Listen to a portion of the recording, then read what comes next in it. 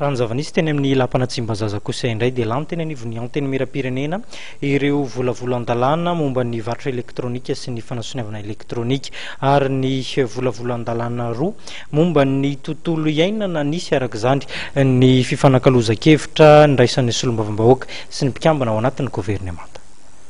Volavolan-dalàna efatra nandalo teo anivon'ny anteny mirapirenena teny Tsimbazaza androany tontolo tafiditra indrindra tao anatin'ireo volavolan-dalàna lany ny mikasika ny varitra amin'ny alalan'ny fikirakirana ny teknôlôjia vaovao na ny commerce elektronika. Nisy ny amin'ny alalan'izany teknôlôjia izany sy ny fikirakirana vola no anisan'ny nofaritana tamin'ny volavolan-dalàna 12/4/2024 sy ny 13/4/2024. Commerce elektronika na efa nisy ary efa nanao tsika mpandrarady Madagasikara efa nisy an'izay efa nanao an'izay zavatra zay mahisiny lalàna mifehy an'izay zavatra zay eto Madagasikara ny tena nametrahana ny volavolan-dalàna zay lany teo amin'ny anteny mirapirenena androany io.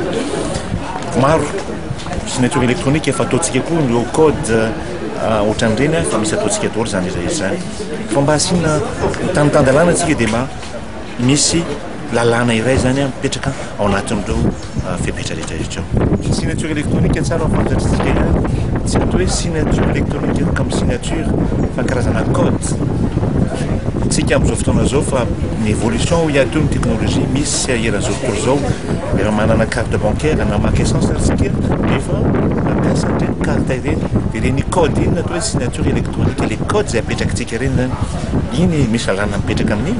misy lalàna anatin'ny code de banque koa amin'ireny carte ireny tsy afaka kosa itsika hoe very le code ohatra dia misy lalàna dolo mipetraka an'ilay zavatra eny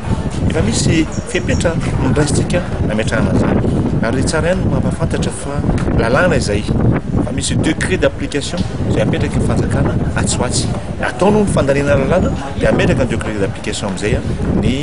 fitonam-panjakana tokoa. Fa manao ahoana kosa ny mety io fampiarana ireo lalàna ireo rehefa lany eo anivon'ny anteny mirapirenena ity isy fanovana ary ve eo amin'ny tontolon'ny fampiasam-bola mahakasika izay? Tsy misy fanovana